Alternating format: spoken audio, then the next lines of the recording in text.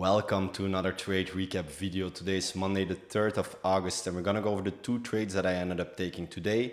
One win, one loss, making 0.5 R in total. One eval is up halfway and one eval is down 1K. Without any further ado, let's dive into the trades. First, let me show you proof of equity. So the 5 evals that I bought last week, which I showed on the last trade recap video, 2 of them are up $1,500. This one is up $322, should be 500. I made 0.5 R. This was last Wednesday. I made one win, 1.5 R, and then one loss, 1 R. Didn't decide to do the trade recaps because I was like, it might be a bit cringe to make a YouTube video titled how I made 0.5 R day trading today. Then again, today, after having similar results, I was like, it's probably just laziness. Let me just make these videos. It's always interesting for me to look back on and for anyone watching to see mistakes and lessons. Then third account is up $1,500, so halfway there. And then today I took another loss on this account, and then the fifth account hasn't been traded yet. So 2 accounts up, 3 basically, and then 1 down. But 2 accounts halfway.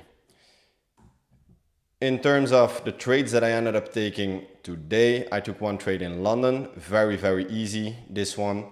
So coming on the charts at 2:30 a.m. EST, half an hour before London opened, Nasdaq was on the way to take this 4-hour gap, which it did pretty quickly.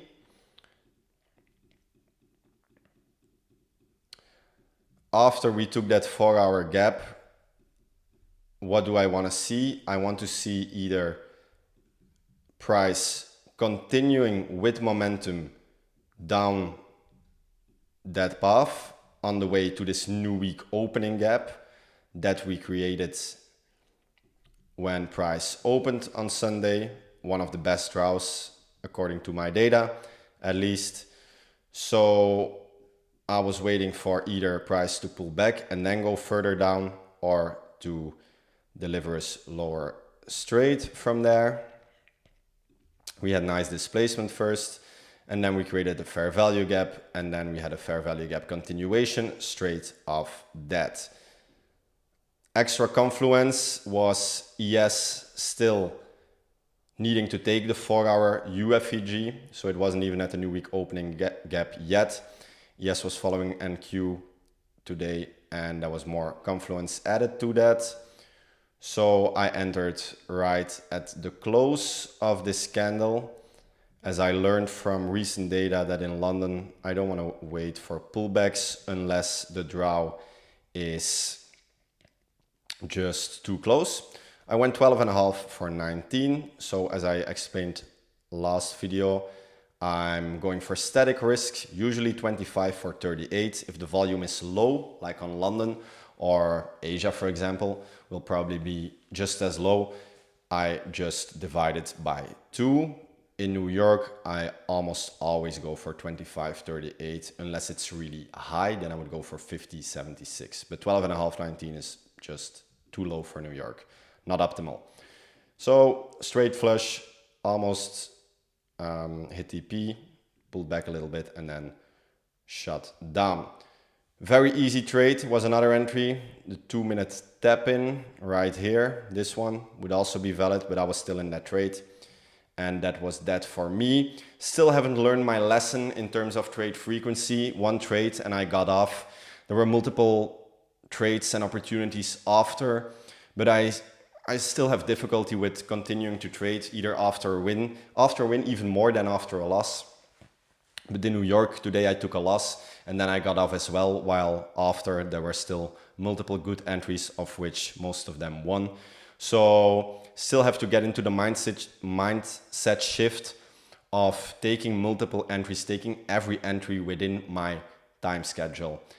Not as easy as it sounds, at least for me. So for New York, I had this marked out, 15-minute gap right here. The new week opening gap got filled completely between London and New York. That was right here on the 4-hour, so that one got filled. On the 1 hour, no gaps, and on the 15-minute, we had this basically, I call it a 15-minute gap, was also aligning with a 1-hour BPR. So definitely a good zone of liquidity. And then nearest 50-minute low, nearest 50-minute high, and Asia high. So not that many draws.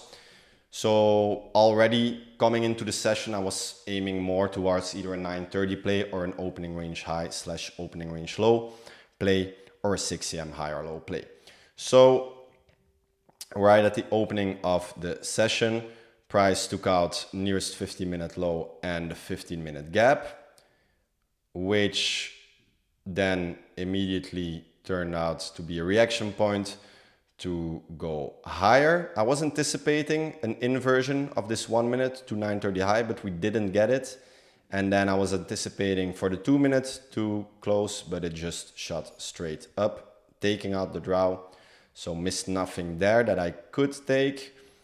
Price rallied upwards, took out nearest 15-minute high. A 1 minute tap in towards Asia high would have not been a bad idea, but just because we swept nearest 50-minute high, reacted with a wick and a red candle, I faded this entry. Then the next of stacked gaps was actually a way better position. I faded it. Honestly, this is pretty much a mistake setup for me. 1 minute tap in, 25 point stop loss, 38 point TP, and it is also pre-opening range high play. After 9:40, this becomes a pretty good target, and that one would have straight won. Then 9:45 arrives and we get a straight FEGC towards opening range high. I wasn't as sharp as I needed to be because this is a trade I should have always been in. This is a mistake setup, honestly. I wasn't in it, and price didn't take out opening range high immediately, which is weird. Honestly, if we get a candle like this, I want price to shot straight up, and if that doesn't happen, it tells me something about the conditions. It did tell me something, but I wasn't listening apparently, because when we got the 1 minute tap in, I entered straight on here and took a straight loss. Honestly, I should have taken the loss here. This was the good trade, the best trade. Even though it lost, this was a mistake setup. This one, not so much, because if I fade this one and then I see this reaction, this wick and this red candle, same as here, and price just not taking this out immediately, it tells me to be a bit more cautious. Other than that, if my trade frequency is high, this is a mistake setup as well. But since I'm being so selective, which I don't really want to be, I want to be less selective and take more trades, but it's an ongoing process to shift towards that. I could have faded this one.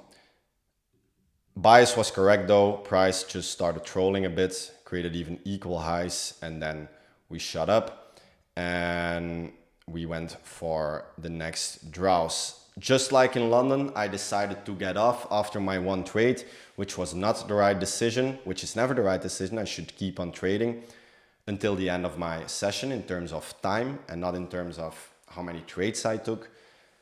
Working on that, I could have taken this 30-second fair value gap continuation right here, confidently trading above the draw we took out. That one would have won. And then we put 6 a.m. high right here. I would ignore the first 1 minute tap in because we have 3 gaps in a row, and 6 a.m. high isn't the best draw to take tap ins because we often get consolidation straight before 6 a.m. I would even ignore the second one because it's a small gap as well, just like the first one. But this one is a very good entry actually that we're gonna get right here. Third of stacked gaps, 1 minute tap in, straight up for 38 points towards 6 a.m. high. That would have been a good trade as well. So 2 more winning good trades after the loss that I took, but I was off the charts already. So this is my biggest working point. I need to, or I want to take more trades, so I'm definitely gonna have to actively force myself to take more trades. The amount of trades that I missed last week or that I just faded, talking myself out of them, is insane. So many good winning opportunities last week. Of course, I'm going to take more losses as well if I take more trades. But yeah, it's just an ongoing process. But we're getting there, closer and closer day by day. If you made it to here, thank you for watching. I am excited to continue these videos. If you have any questions, leave them in the comments section down below. Other than that, wish you the best day of your life so far. What that means is tomorrow is gonna be even better. Goodbye for now.